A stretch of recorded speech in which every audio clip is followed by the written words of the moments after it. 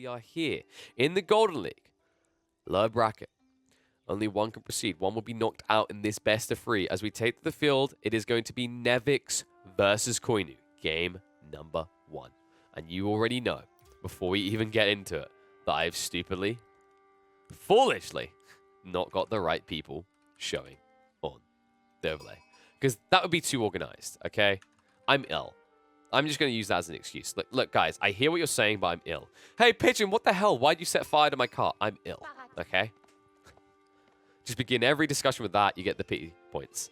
But let's see who's going to need pity points in this, because Nevix versus Coinnu. Nevix is going to be whipping out the Mongols here on Dry Arabia. Well, Coinnu is going for the French. So Coinnu choosing to go for that high tempo, kind of dictatorial Civ, right? Looking for that feudal age timing where he can box in his opponent, and he might get the opportunity to do so. Nevix did not get a good spawn. Let me rephrase. Oh, God, the cough. Let me rephrase that. Yeah, I took that big of a breath when I saw this. Nevix got the most bollock spawn I've ever seen a Mongol player get in this tournament so far. This is terrible. What? Even a blind person wouldn't call this a good spawn, and they couldn't see it. Because AAO Fuel doesn't have braille screens that you can feel. That's how bad it is. Oh my God. Well, Jack Sparrow yells, "Where is the rum gone?" Nevix is over here saying, "Where is the gold gone? Where is everything gone?" The Uvu's out in no man's land, not protected fully. The gold is far, far out. The wood, sure, he's got some wood. He couldn't even play to the north side. There's nothing better here. This is crippling. Oh, right now, I feel bad for Nevix. And this is concerning as well because, you know, sometimes you have an optimal early game that you can easily exploit. Thumbs up, feels good. This is not one you can exploit. This is one where you're going to be hard-pressed. And Nevix himself has agreed that his weakness right now is his early game. It's where he lacks right now. It's where he needs to improve. And I feel like if that's your weak point in your game and you're given this type of opening, you've already been set up for failure. I hope that Nevix can turn it around and make this an interesting game. But I honestly wouldn't be surprised if this is just quite a dominant 1-0 for Coinnu just because of how BS this generation is. This is disgusting. I'm speechless, folks. This is the worst generation I've seen for a Mongol player in a long time. No, I'm protectable. I'll say that much. There are some benefits here. So, if you can get an outpost down, you can, lay yourself somewhat. And then also, the Uvu to Uvu, that's nice, right? My issue and why I think this is one of the worst generations isn't just the generation on its own. It's the generation in conjunction with who your opponent is. It's the French. The French will pull you apart for exactly this type of layout at this point in the game. We can talk about the 20-25 minute mark where gold veins are pretty close together. You know, you can maybe daisy chain through. You got double Uvu close together, so you don't have to have idle time moving buildings or whatever else, and it's towards your opponent's base. But I don't know if you're even going to reach the 20-25 minute mark. Because, once again, it's the French. And this is a tempo Civ. They look to get aggressive early on to box you in and limit your options. And then naturally scale themselves. And that's worrying because your options are going to be very much boxed. And you're playing as the Mongols, a Civ that don't necessarily play hard into the feudal anymore. They look to rush castle. In this situation, I would love to see him play feudal. The way I'd love to see him play feudal is Magadai. Magadai could be a saving grace here, but he needs to get into it quick. Magadai are fantastic, by the way, against this, because you know what's coming. It's going to be Knights. If you get Magadai in the field, get up to 6, for example, you defend your area. Anytime Knights come in, you outpost garrison your villages while they keep gathering gold, and then you chase them down with the Magadai and the Khan and the Yam movement speed. And there's nothing the Knights can do for a very long time, and it will stunt Coinnu's timing. I think it's actually the only move that really makes sense for Nevix, unless he wants to gamble on his opponent just not aggressing hard enough, which I don't even think you can gamble that. It's French. There's really only one thing they do. Well, 2. You can go 3 TCs, or you can go for Knights. We'll see what Nevix does, though. He's scouted out. He understands the layout of the base. Coinnu, in the meantime, we haven't really focused much on him. There's not much different. Any deviations that I've noticed, it's going to be the typical wheelbarrows before you complete the tech up. School of Cavalry as usual. All the more compounded of a choice considering that the alternative doesn't work properly. For those wondering, the alternative is a Chamber of Commerce, which functions as a marketplace. The issue with the Chamber of Commerce, however, is that currently it doesn't do what it says on the tin. false advertising, I know. We should sue the developers. But basically, what it's meant to do is it's meant to give an extra 30% drop-off on trading. Now, it half does this. It only gives a 30% drop-off on different resources than gold. The gold doesn't get the additional 30% drop-off. If I recall correctly, that is the extent of the issue. But in general, like, it just doesn't feel like a great option compared to School of Cavalry when you consider School of Cavalry does this. It produces your units 20% faster, which is critical to reaching your initial knights, because knights usually take 35 seconds, so 29 seconds makes it a little bit more manageable of a strategy to pull off. He'll manage some aggression now. Already forcing the defenses out, so Nevix choosing to go into the racks. I'm not sure if this is going to be his saving grace here.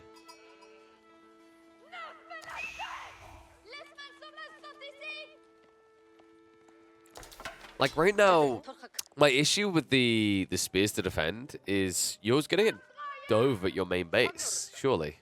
Once you reach critical mass of villages, your opponent can just sidestep this. I hope he gets an archery range as well. I really think he can afford to delay his tech up to castle by 2 minutes to repel these knights and actually kill them off, which is what you'll do with a few Magadai. The other issue that I see is because Coinnu now sees you go on spears, I wouldn't be surprised if he gets pro scouts. Yep, there we go. It just makes sense. Like, this is the opening you're looking for. Coinnu sees this as very desirable that it forces his opponent to go racks, and also it looks even worse for Nevix when he goes for stable as well. If you go for Magadai instead, Magadai answer the knights, and then they also are able to chase down and kill off the scouts easily. Like, Magadai solve everything for Nevix right now, and it's so good up against this Civ. Like, I think if there's any Civ that you're justified in building Magadai as the Mongols up against, it's the French. Maybe one saving grace here, though, is that his opponent has built the archery ranges, so will be exposed to the stable. But Coinnu, I think he dove deep enough to maybe see that stable. Doesn't quite get the villager for his trouble, though. But this will ramp up, right? The idea is that you can now pull 2-3 knights, circle around from each side of the base. The cool thing about the French knights is they're actually strong enough to insta-snipe. You notice he just missed out on one, getting it down to 2 HP. That's because he needs to get a blacksmith down. Once he gets the blacksmith down, he can freely research the melee upgrade. And when I say freely, I mean free. It's free as the French. You get melee upgrades for free.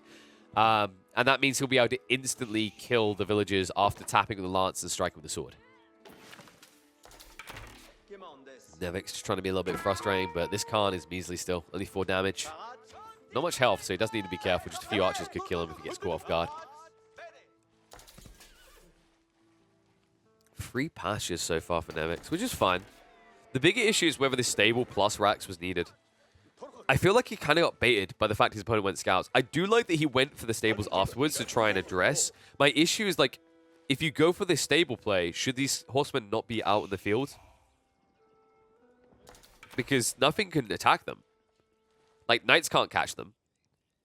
So the only thing you can do with them, like, is net positive. You can get vision and possibly extract value, which is what you'd be doing because your opponent has gone for pro scouts, which right now, he's getting everything. He's getting the world for free. That's the problem. Nevix will at least be able to respond. Remember, the Yam movement speed allows him to just chase away these knights pretty quickly. But right now, he's not able to actually do anything aggressive, which is the bigger problem for him. And the aggression is ramping up. Maybe a preview of what's to come. There's multiple archery ranges now, and also the fact that he does have the siege workshop, or blacksmith rather, means he can get access to the siege engineering words, meaning that those rams will start to appear in the next few minutes. And it would be interesting. Like, there's not many games where I feel like French need to rush into rams, but I think an opportunity has presented itself to Coinnu here. The generation just doesn't work for Nevix, logically. Like, he doesn't have a fallback option. He doesn't really have a great choice in this area. And also, Coinnu knows this. He scouted the entire area. Like, he was actually very thorough about this. He made sure. But Coinnu, the cool thing about his generation and the way he's played this with pro scouts is he doesn't necessarily have to close the game out by 10 minutes because he can just boom up ahead. It's crazy to think we're saying that because Nevix has invested so much into a military force, he's all in now. He's playing a very old school style of Mongols, actually. Going this hard into horsemen and spears, it feels like Nevix doesn't want to hang around this game. Instead, he wants to try and just end it quickly. This is incredibly risky, though. You aren't in position to get the authoritative information to let you know whether this works or not. You're just kind of doing it blindly. Like, your Khan has been spotting out reinforcements running out, but that's it. He hasn't spotted out recently whether there's a TC expansion in the north. He hasn't necessarily been keeping great eyeballs on the pro scout situation. It means that you're only getting half the information you probably should have.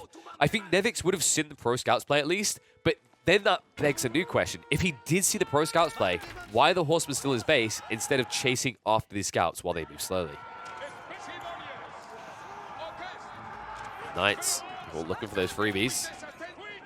Archers, a little bit out of position. Horsemen surround him right now, going to force the fight. Knights have to deal with this fast. Archers focusing on the spearmen. Spearmen engulfing them as well. And Knights have to peel back. So good trade. Nevix able to take the initial fight, but what can he do afterwards? He's going to have to propel forward fast. His Khan isn't even here. He actually needs to regroup the Khan towards the fight now. Nevix is using his Khan as a scout a lot. And I know I say that scouting vision is good, it's amazing, you should do it a lot. The issue is that the Khan, while he can scout, should be used for so much more, because he is so much more. Right now, if you had the Khan here, with the maneuver arrow, you could have gap closed to get around the back of the Knights as well. You could have then also chased through at the end of the fight and probably stabbed out a few extra ones. Instead, I feel like Coinnu got away with murder there. Like, yes, he lost a lot of archers, so someone did get murdered. But he didn't lose the entire army, and it means that Coinnu is going to be well postured to defend when you come in for an assault.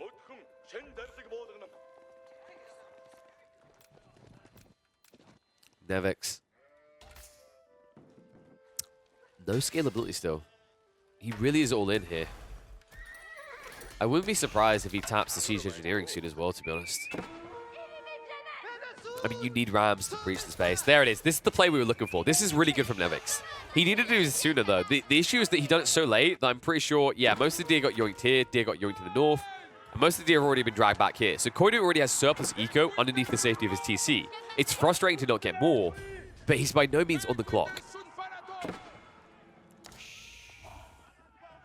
Now 3 archery ranges. Good understanding from Coinnu. A lot of players in this situation would have dropped the second stable, but instead, like, Coinnu didn't need a second stable because he barely lost any knights. The logic is that if you lose, you know, half your knights, half your archers, you need to keep that equal number so you can actually scale it with a good ratio still. But because he has so many standing knights at this stage and he lost most of his archers, he just needs to ramp up that production, right, to balance the force. So really smart play, small detail, but it matters a lot, and so many players forget to do this. Instead, they would have went for a second stable, they would have went for a Rax, basically missing their timing. But Coinnu, he doesn't miss anything. And in fact, he has siege engineering now, so if Nevix makes a single mistake, he loses everything. First, he's going to lose his villager. A greedy attempt to extend. Did at least get one outpost down. Arislit's upgrade coming in soon. And this is important. He at least has the Yam on the front. This is bad, though, what he's doing here. He's retreating away. He's hesitant about the fight, despite the fact that he's stronger right now. And the reason this is bad is because he had the maneuver arrow available and he had the Yam. But now this will be spotted out. It will be burnt down, and it means that you won't be able to actually go aggressive with Yam maneuverability to your advantage. And you can see Coinnu understands he's going to turn around and try and burn it now. However, Nevix looking to engage. Arislit's starting to fire away at the archers. Coinnu paranoid actually about taking out the outpost. A missed opportunity, in fact. I feel like you could have probably taken that out with your knights quick enough, but the issue he has is he doesn't have vision, right? Like, we have God vision, so we're like, yeah, that's a play. You can make that play. But his scouts, there's barely any of them left. One of them was out of position in the formation. If he goes into the tree line, he can't see out the other side necessarily. He doesn't want to risk it. It looks like it's going now, though. And this is where it does get risky. Engagement, Spears able to get close here. Archers being wrapped on from the south by the horsemen. Maneuver arrows trying to get closer. Knights do engage onto the horses, blocking their route to get the bonus damage on the archers. This fight, Coinnu perfectly micros it. And this is going the way of the dodo for Nevix. That army is going to be obliterated. Coinnu with the split-second decision to plow his knights into the horseman's face, blocking access to the archers and ensuring that the archer line survives long enough to clean up the spears. Beautifully done by the French player. Wow, Coinnu proving exactly what years of RTS experience has done for him, aka Psyarch for those that know the Starcraft realm. This Japanese player is incredibly talented and shows exactly that. That split-second decision turns the battle. Should he continue to retreat away, the Archer Battalion gets wiped again, and he's on the back foot, and all of a sudden Nevix can recover. But Nevix shows weakness. He doesn't go full in on the military force. Instead, he scales for a castle age, and all of a sudden, the fight goes against him. With one split micro decision, Coinnu has flipped this table and turned this game on his head. Nevix looked like he was wiggling back in. All of a sudden, he's going to have to wiggle out the back door like he was never here in the first place. And everything must go. It's a literal fire sale. Pastures, that stings. 150 wood for each of these that goes down. Only 750 health on them. They don't last long. Nevix, struggle central right now. He cancels it. He's going... Wait, what? Oh my god, Nevix, no! Baby, no! Say it ain't so. He cancelled it. He's trying to reinvest in the feudal, but it's too late for this. The army's way too big. It's 30 knights, 27 archers. You can't get units out quick enough. Nevix has just lost this game. His last Hail Mary was maybe getting a tech up and then maybe getting a few lancers out. Even that would have been hard pressed to turn this around, but this is too late. And Nevix, just as it looks like he was clawing back this heinous generation, this game entirely spins around and comes out all Coinnu favored. Really turned into a Coinnu flip, Joey say, in that situation, as all of a sudden, everything is thumbs up. It looks like there's no way he can do wrong. Nevix forced to take a bad fight, but there's no way to do it anymore. Nevix has been standing ready to tech up for a long time, but now he's just ready to GG out. Coinnu will open this up in beautiful fashion to go one up. Wow. Wow. Coinnu. That was phenomenal. That shift in that fight, that split-second decision to take the fight the way he did. Not enough players are willing to commit to that. This was phenomenal. Make no mistake, folks. Like, this was Coinnu playing like a boss, not as much as it was Nevix flailing like a baby. Admittedly, I'm sorry, Nevix. We got to highlight a bit. You're one of my boys, but there was mistakes to highlight here. That choice to tech up came at the worst time. He took a fight. He willingly took a fight, which was going to be a 50-50 due to his limited forces. Coinnu proved exactly why in a macro game, micro-second decisions in micro form can change everything. And Nevix gets caught completely flabbergasted, not yet ready for his tech up. And I think that's the issue. He goes in for this assault before he's even beginning the castle age. So by the time he's even going to be able to access castle age, his base is going to be sieged. And that's why you saw him cancel the step readout. He felt it was too late. He felt he needed to get units out. But once again, that's too late. Unless you can build up new military buildings 5-6 racks instantly, you're never getting the troops required to defend. So Nevix, like these small microcosms, basically just transpired into a ginormous loss for him. All catalyzed and started off by that beautiful micro by Coinnu in that one big fight. Phenomenal. Coinnu could make this a quick 2-0 if I'm thinking that it's the year of the boar. And from what I've been seeing in Age of Empires 4 so far, I'm pretty sure that's where the calendar is located. Let's see if it plays out that way, though, as we hop into game number 2. And for some reason, the names had a heart attack. Apologies for that, folks. So, of course, Coinnu opened this up with a dominant showing as the French under Arabia. But things have changed. Surely, Pigeon, this is the turnaround point. Nevix has got the Abbasids on one of their more comfortable maps here on Lipperty. Why, yes, my Padawan, I would believe too, if it wasn't for that monster that I have seen. That thing that I fear so much, but the Rus never do. The boar.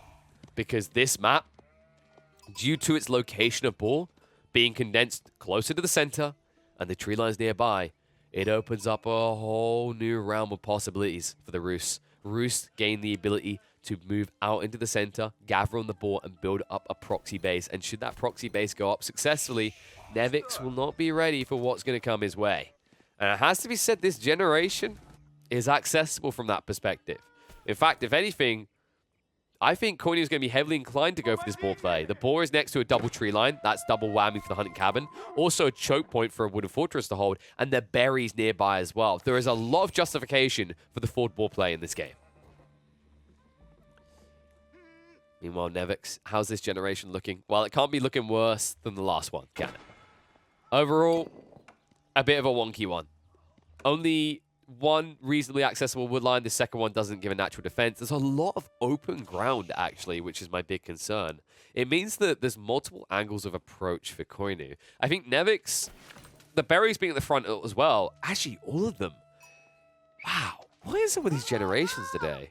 I feel like this is kind of cumbersome for Nevix. If you compare it by Coinnu's, right? Like Coinnu's, this is retracted, it's similar, but it's like, you know, it's not in front of your TC towards your opponents, it's behind it, and also your gold's behind. Meanwhile, like, Nevix has his gold fire on the side, he has his berries basically at the quick access point from where the boar is at, and his wood lines don't naturally defend him, whereas Coinnu's do. He's got a wood line here and a wood line here, a lot of open ground in the north, but I feel like a lot of attention is going to be on the south side regardless because of the boar. This open ground with the natural blockage of the mountain as well makes it less desirable to play to the north side of the map. We'll just have to see what he can do.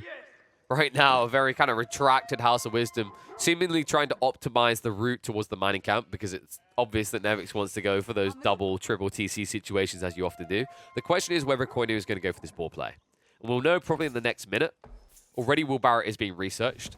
Usually, like, there's two openings right now that I like. You can either go immediately for the ball, or you can delay it or not do it at all, instead going for the double broad axe as well as the wooden fortress a little bit earlier, which amplifies your economy and keeps you condensed on your own base. The reason I'm expecting a ball play is because in this matchup specifically, there isn't really much threat. An ambassador player isn't going to come out to meet you in the first 5 to 10 minutes often. And in fact, they frequently just want to get quickly onto the stone to boom TCs as fast as possible. That means you have a window of opportunity to sneak out, get on this ball before your opponent necessarily even knows. And even if he does, he probably doesn't have the military buildings in place to instantly punish you for doing so. Right now, Coinnu is punishing wildlife everywhere. The amount of wolves being gathered is ridiculous here. This is getting nuts right now. Big boy Psyarch's about to crack it. I mean, this is going to be what? 375 of the sheep and the wolves all together? Close to. Deer have all been assassinated. But the boar is what I'm looking at. Guys. You know, Core's auntie here is very scary. But not for the ruse. For the ruse is actually beneficial. And it's something that they're... I'm sorry, Core. I'm sorry. That was mean. That was unneeded.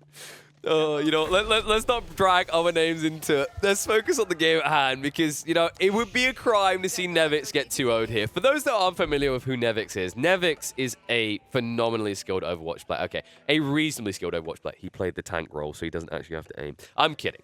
He's very talented, though. He's very capable. He's earned over $300,000. $300,000! That's like, how many times would BC have to win N4C for that? That's a lot of BC...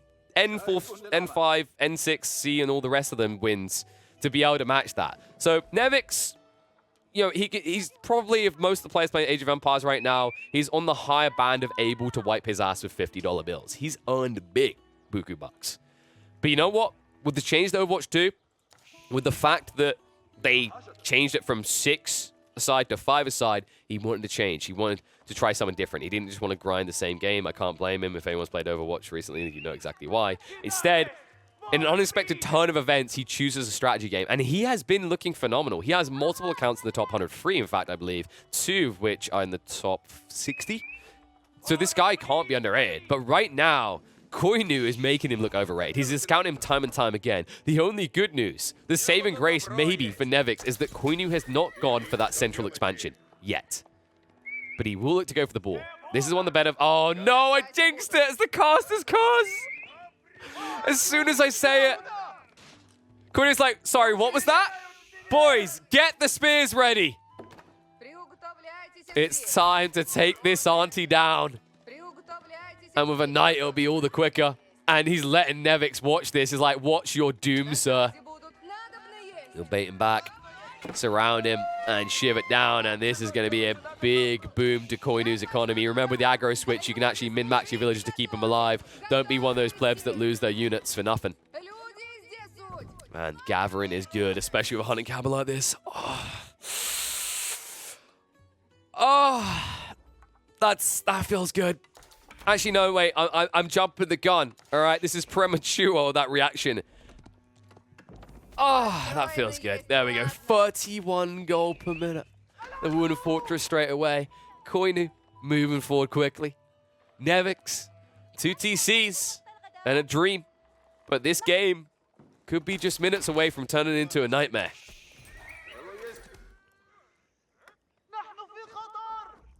Wooden Fortress going up, so Coinnu is going to make sure he's padded here. Could even drop archery ranges, the popular play to do, because remember, the one thing that the Rus can afford big quantities of is anything that costs wood. That's the benefit of this Civ. He hasn't gone for the maximization of it. He hasn't gone for double broad axe, but he's still getting the 20% additional drop-off. It means you can afford to build more military buildings, and more importantly, if that building is archery ranges, you can easily afford archers, considering that the bulk of their resources are wood. As you can see there, only 30 food, but 50 wood. And this is the power of the Rus. The cool scalability to it as well is it naturally transitions into a blacksmith, which also costs wood, to get siege engineering, to build rams that anyone in the chat can guess it. $100 to... No, I'm not going to give $100. This ain't a chat show, folks. But basically, more wood. It's all about the wood. Damn. $100. I ain't got $100 to give. That's why I made sure I gave the answer quickly before you guys could yoink my money away. And that looks like that's the other auntie going down as well. No Pumbas surviving this onslaught as Coinnu now up a 540 bounty. Make 'em bank, baby. And I've highlighted this before, like, honestly, I feel like you could nerf the boar gold slightly and it wouldn't break Rus. Like, to be honest, I don't even think the gathering rates or the hunting cabin generation is what makes this so powerful. It's just the static resources you get at such an early point in the game. Like, we're 8 minutes into the game, and Coinnu has got a bonus 540 gold. Out of nowhere. Just magically fabricated it. Then he's also magically fabricating extra wood on drop-offs, and then he's magically fabricating 100 resources for 150 of others. So this guy is just magically, very magically, making crap appear out of nowhere. Like, this is some cooked books if I've ever seen it. And that's what makes the Rus so powerful right now. Even more so with this build that just allows you to establish central control. Especially against a Civ that doesn't want to play in the center, as Nevix is being forced to build a defensive army. But that's all they can do. There's no aggressive move out, and it means that Coinnu is getting to have his cake and eat it. And soon he's going to move across to Nevix's cake and drop his balls right in the middle of it. A little bit of American Pie, the European version, right? That's going to be a denial on the gold. Nevix. Whew, mamacita. That does not look good. There is not much in the way of resource available to him. Not much scalability available. And he only got 2 TCs now. And right now, Nevix is like, damn, if I built a third TC, I could have delayed his ram rush by another minute, because they would have wasted even more time on extended TCs. But instead, Nevix is just being out-escalated at this stage. Like, food is good for the moment, but that food is going to dry up fast. The berry bush is almost done with. And we already highlighted this. Like, the berry bushes that lead on are in no man's land. And you will be raided. Coinnu has built knights for this very purpose.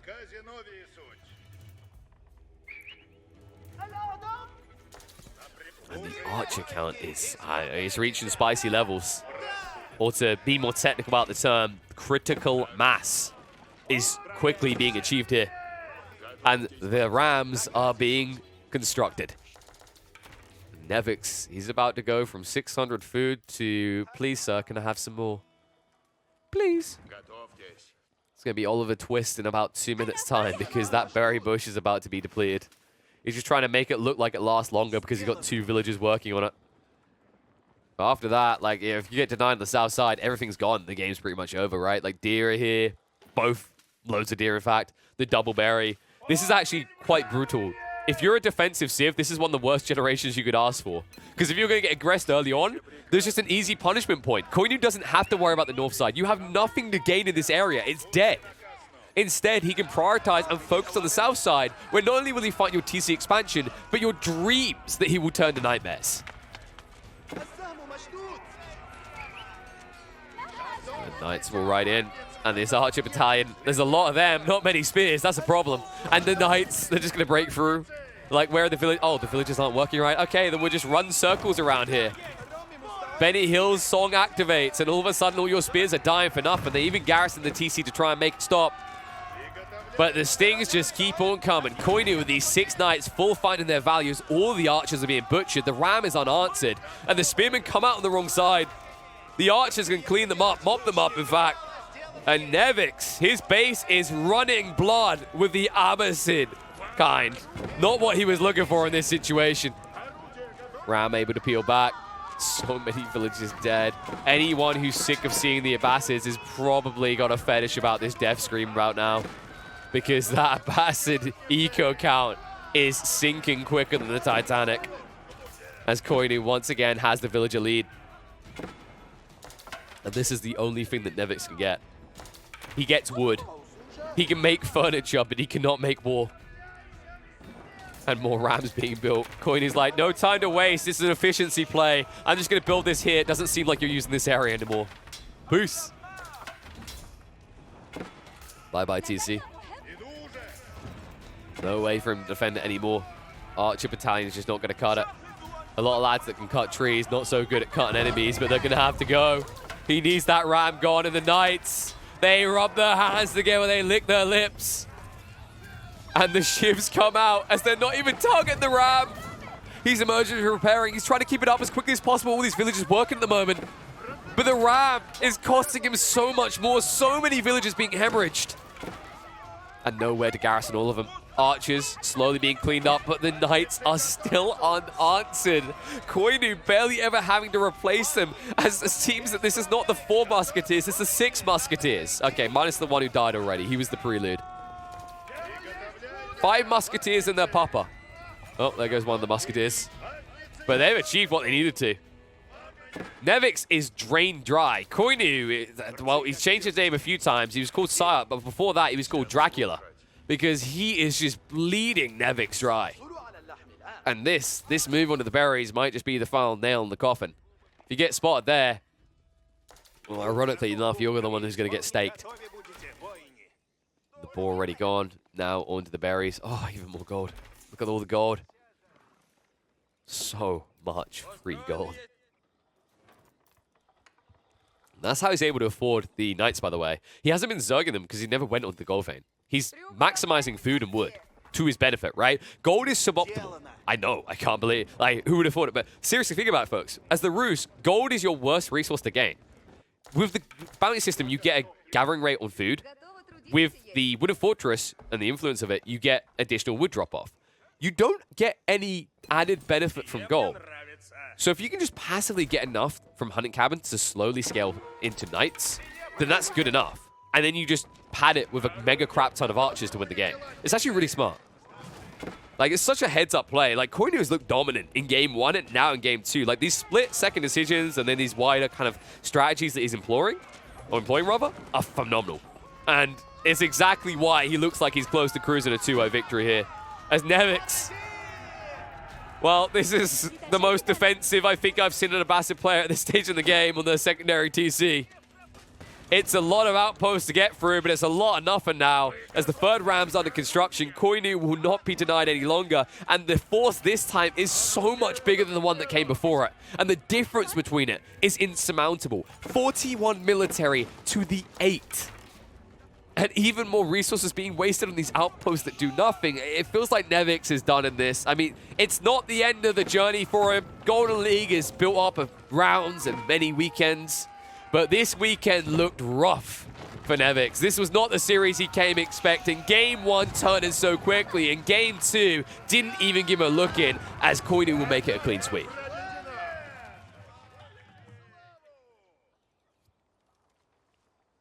Whew.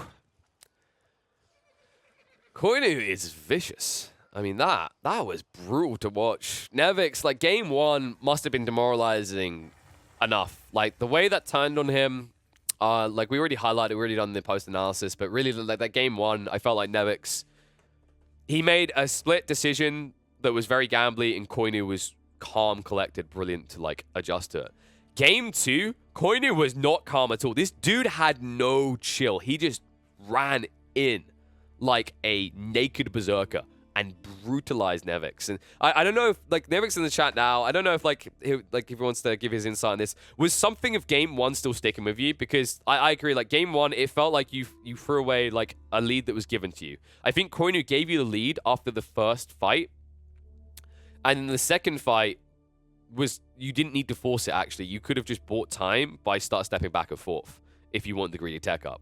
Like I said, the generation sucked for you. I felt that was one of the worst generations I've seen in the tournament so far for a Mongol player. Like your stone and your gold are far out, and you're up against the French. It's not a good place to be. But like it felt like you wanted to have your cake and eat it. Because I remember seeing the surplus resource you were holding, and then the cancellation of the step readout just kind of confirmed it all. That you kind of knew that you should have doubled down on military instead of going for tech. But yeah, like this game two, it was a little bit more cut and dry. It was just more dominance coming out from Coinnu. Like, it was really phenomenal by him, actually. Like, he understood his timings. He iterated, like, his version of the boar strategy. He didn't rely upon the boar area to build up a structural base. Instead, understanding that, like, you don't just need archers. You can actually afford knights due to the passive gold generation if you get a good woodline generation for the hunting cab on the front. And that's exactly what it enables. Like, these knights were simply unanswered, and it meant that he could trivially snipe out the few spim that came out, because if there's one thing that the Roost can outproduce practically any other civ in at that stage of the game, it's archers. All right, let me catch up with chat. So I know some people... Oh, Core was in chat. Oh, crap. Did he catch my comment? Oh, no. I'm sorry, Core.